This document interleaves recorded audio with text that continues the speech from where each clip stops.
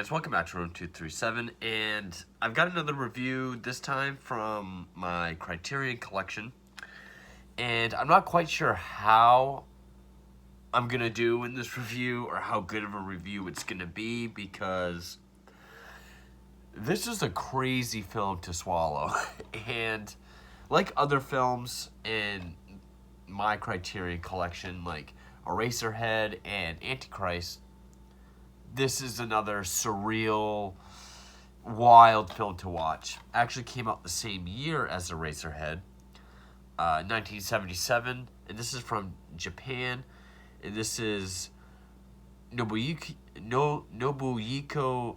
Obayashi's House. And yes, I hope I pronounced that name right. Nobuhiko Obayashi House. Now, this is a film that has had quite the cult following over the last few years.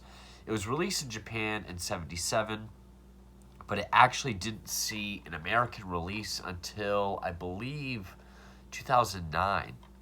And that was when Janssen Studios acquired the rights. Now, this was put out by Toho, who, of course, is known for the Godzilla series. Now, just a little backstory. With the wild success of Jaws, even being a blockbuster over in Japan, Toho approached Obayashi to do a film similar to Jaws that was cheap, but could also be a huge hit.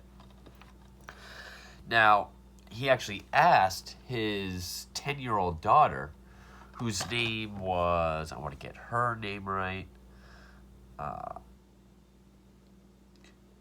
Shigumi, what he thought would be scary or interesting, and she described some elements of House.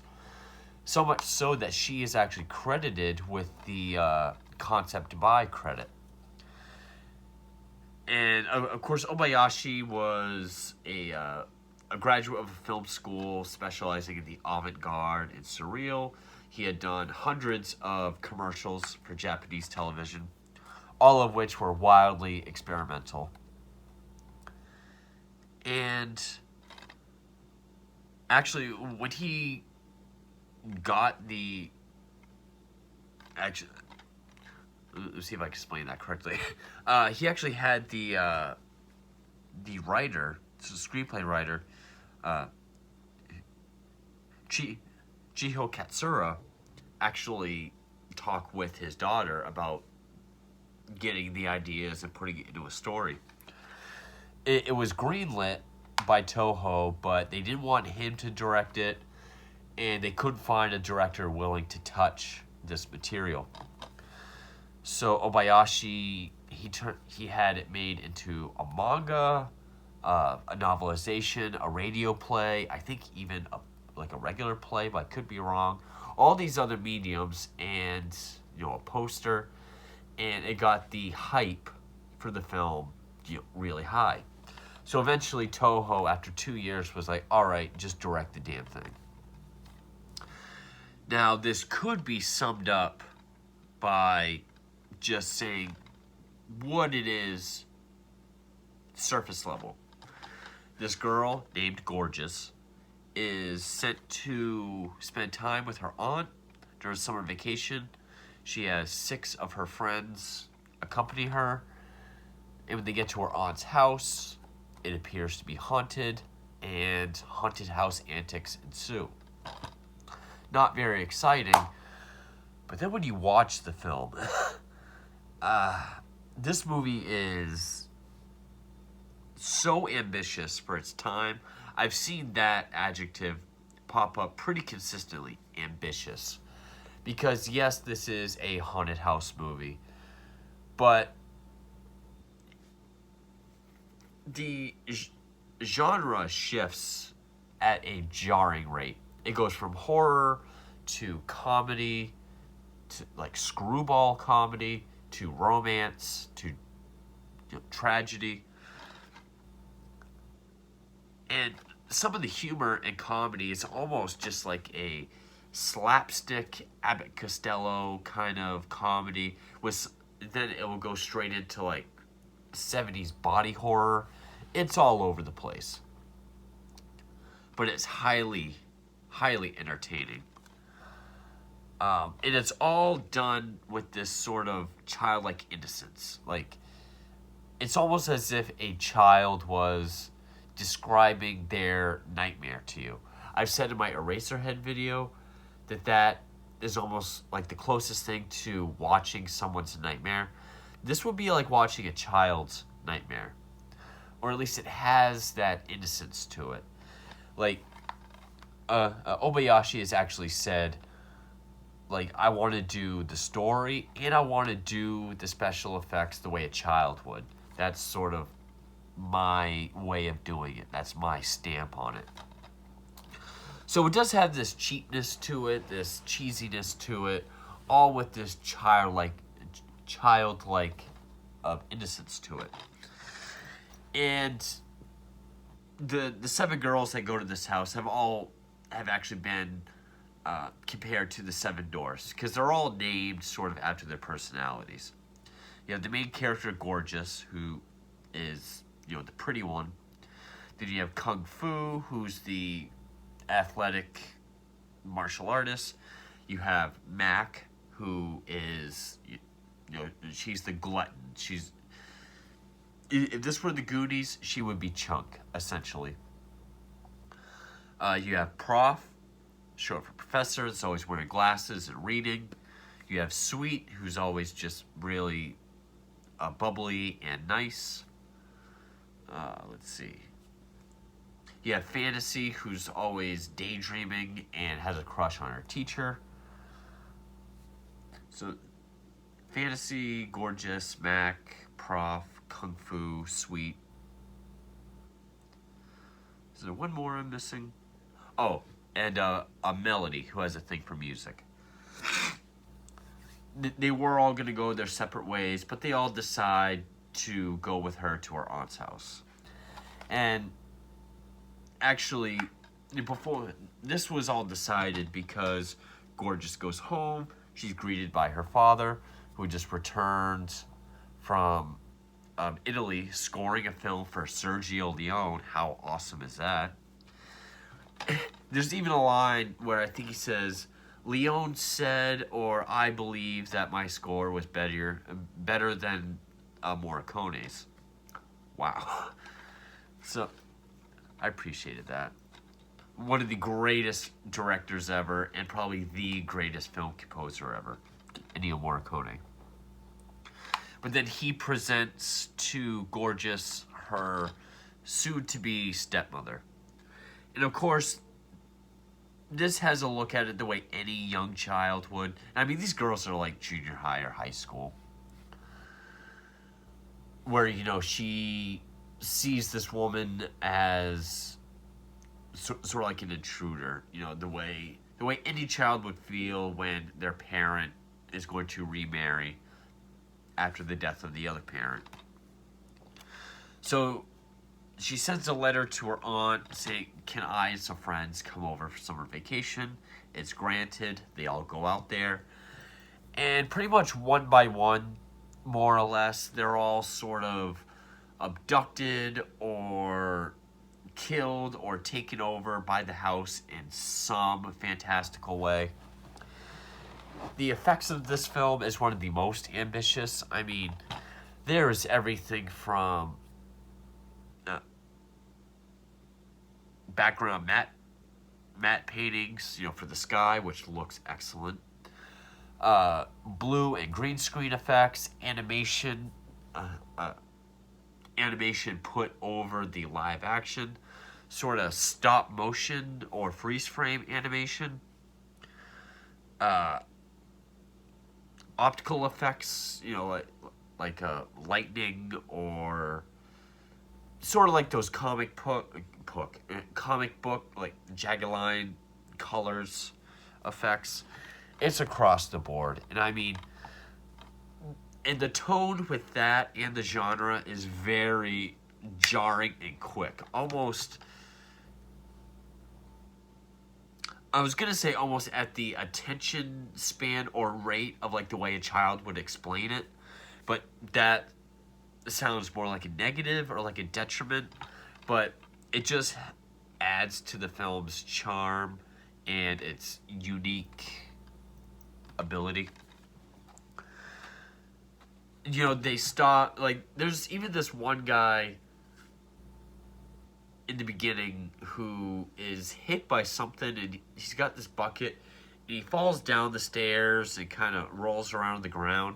But it's done with this freeze frame animation. So, like, him going down the stairs is like, and as he like goes around the ground, it's like this stop motion or freeze frame animation. The first one to go is the girl Mac. She's gonna go to this well to retrieve a watermelon that they bought on the way because the refrigerator was broken, so they chill it in the well. We never see her again. But when Fantasy goes to check on her or retrieve the watermelon, she pulls it up and it's Mac's head, which like flies up in the air, and it like Fantasy, who's going to run away, it like bumps into a table and is like semi bent over, and the head lands like right on her ass and bites, and there's like this weird like, as it's biting her, she gets inside, no one believes her. Oh, and then the head flies back on the well, pukes all this water. At which point they have dinner, and the aunt, who's like this elderly woman, kind of looks at her and like, there's like an eyeball in her mouth, and it like looks around with her eyes with like this. And it just gets more and more extreme. Eventually the aunt like retires to bed. We don't really see her again. Same with Gorgeous. She kind of goes away after a while. And we just see these girls kind of like Kung Fu is able to fight off a lot of the stuff going on. Like at one point, I think Gorgeous is in the bath, and there's like this like grudge hair in the water that like comes up on her shoulder. The same way this wood that Kung Fu is chopping flies up at her, and she fights it. At one point, Sweet is like abducted into a grandfather clock. Probably one of the biggest events would be when the girl Melody is playing a piano. And there's all these like lighting effects on the keys as she's playing. And then we see from a profile view, the piano just like start to eat her and like suck her in. Till eventually like just her legs are sticking out. And it's all these weird frantic shots and colors as like, you know, we see different body parts, like her limbs, which is obvious like green screen. You can kind of see like the cutout around her limbs, but it's supposed to look that way.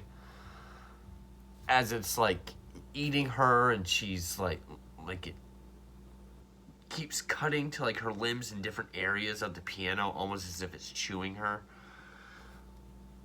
And then when the girls at her left come back into the room, it's just like her severed fingers kind of all playing by themselves. Of course, and then there's, you know, this fluffy white Persian cat named Blanche. It, you know, it comes out, and I think it jumps out of the painting. There's a painting of this on the wall, but it's white. Like Kung Fu kicks the painting, and then, which kills the physical cat, you know, outside the painting. But then like this painting just like starts pouring like Evil Dead 2 style, this blood, which just looks like red water, and it starts flooding the room. It sounds crazy because it is. And eventually Prof and Fantasy are the only ones left. They're able to get the aunt's diary, and Prof is trying to read it to break the curse. But there's like this jar with teeth that comes out. You know, they're floating on a table. kind of grabs Prof and pulls her in, and there's like these scenes of her, like her dress comes off and she does this like naked, I don't know how old the actresses are. I know the age of that kind of filming is different over there, but she's doing like this naked underwater ballet, and then we see her like dissolve into the blood, which is done with this, I don't know what you would call it, sort of like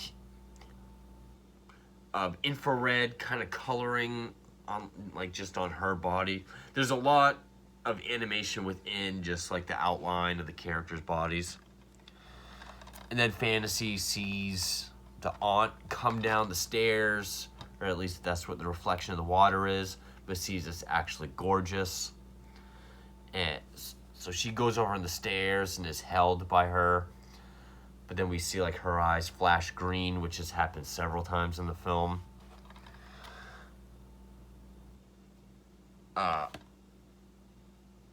But also, there's also points where, was it Mr. Togo, who's the teacher that Fantasy has a crush on, who it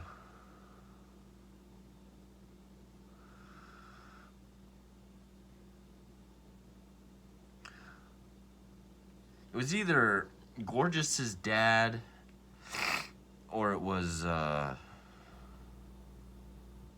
I want to say it was Mr. Togo,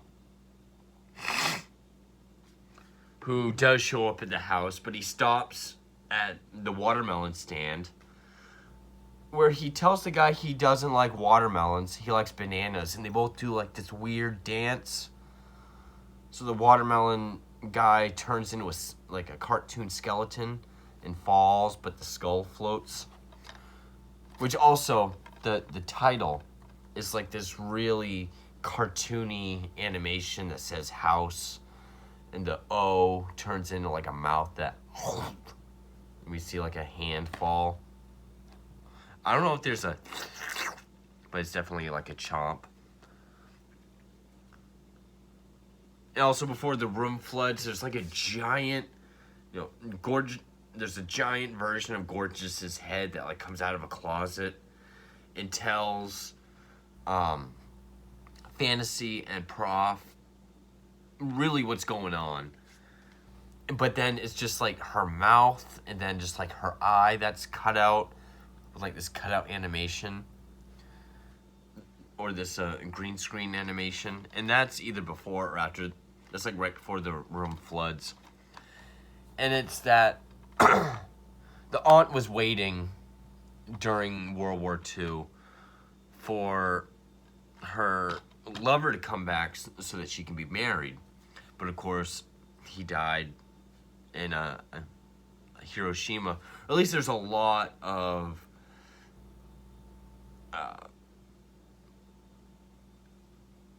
what's the word I'm looking for? There's a lot of themes about Hiroshima in here, and that even though this movie can be interpreted many different ways, kind of like a Lynch film, like Eraserhead, but Eraserhead does have a point, and so does this.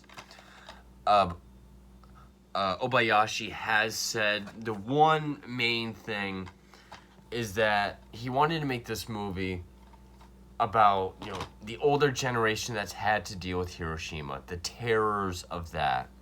And then the younger generation has like a very childlike and innocent fear.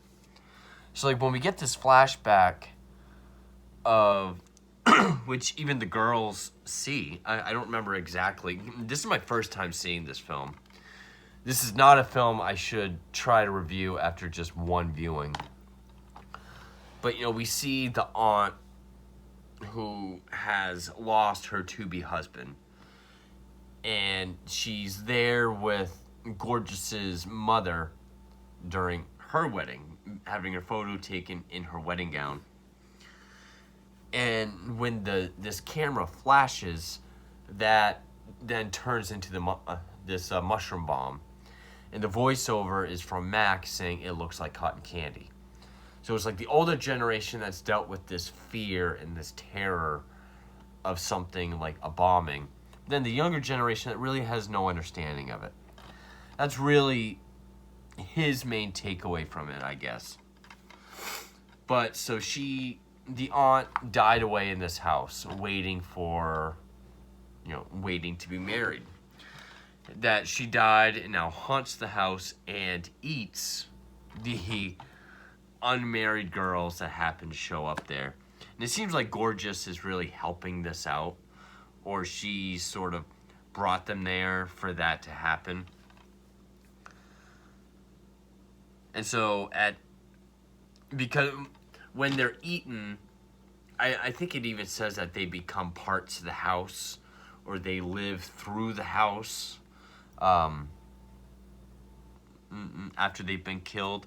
But also, that's when the aunt gets to relive herself in her wedding gown. But she appears as Gorgeous. And at the end of the film, her to-be stepmother shows up at the film with, I'm guessing it's Mr. Togo, the teacher Fantasy has a crush on. His car is there, and there's a pile of bananas in the front seat with a hat on top of it, assuming he turned into bananas because he likes bananas. But she goes in the house, and we see Gorgeous in a wedding gown. They sit across from each other, and I really like this shot because the stepmother's wearing like a blouse and a scarf that's like blowing in the wind, and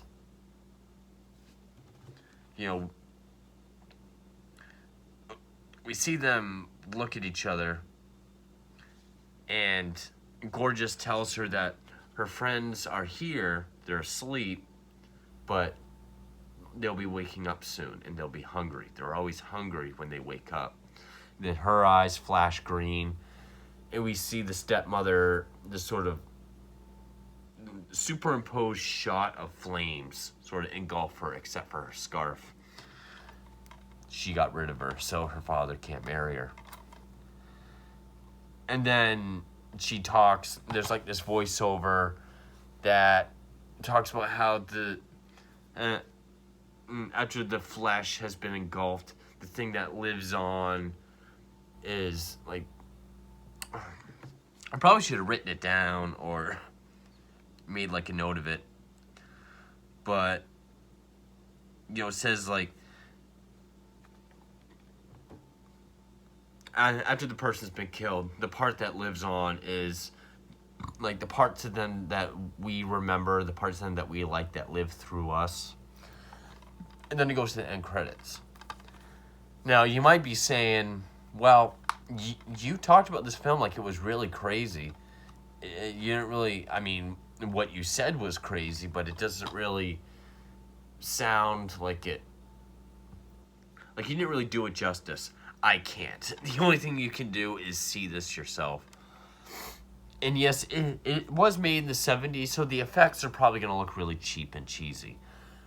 That's done on purpose. It's not because it's an incompetently made film. Obayashi wanted this to have the cheaper effects, like the way a child would make it, or the way a child would describe it. And actually, one of my favorite shots was of this hand holding a burning flower with cartoon animation blood pouring down their fingers. I loved that shot. This is a wild, crazy film. And I wouldn't say just because of its surrealness, even its absurdity at times, the year it came out, I could say, and how there's different interpretations, but there are definite meanings for a lot of it.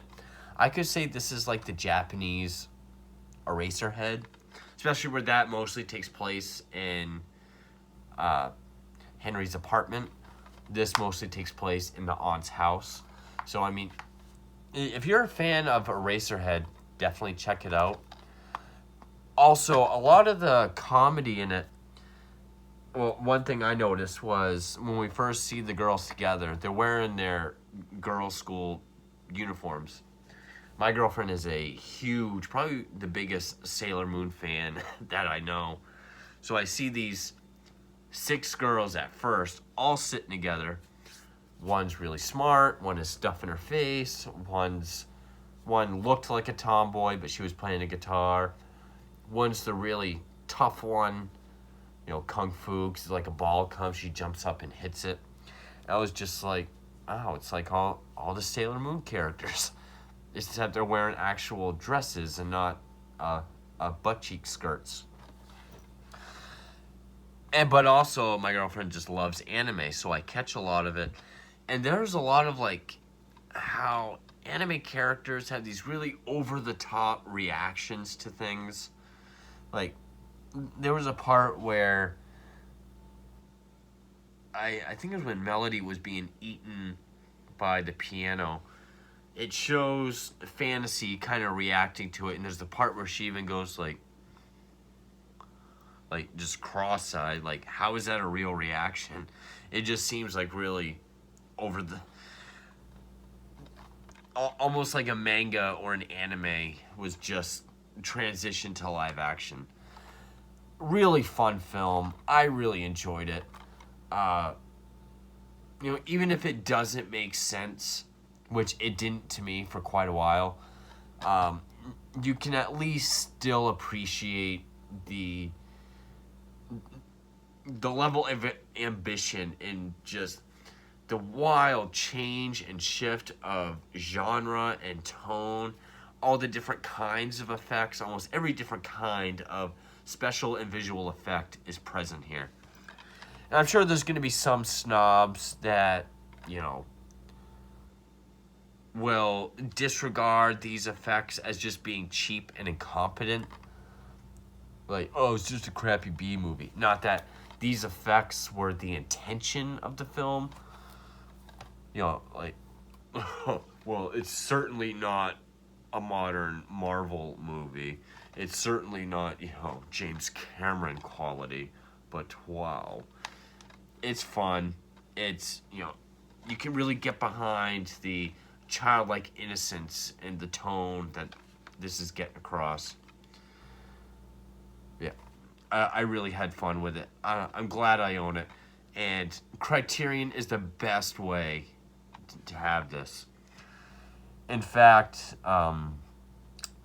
there's a video essay, Constructing a House, which is featuring interviews and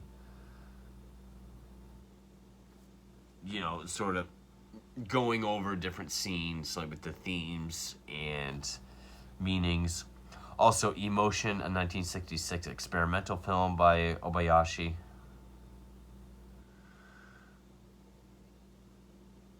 But yeah, I had a lot of fun with it, even if I didn't understand most of it at the time.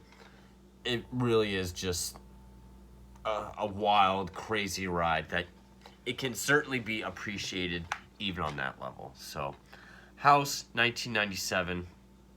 I really liked it. Glad to have it as part of my collection. And thank you for watching.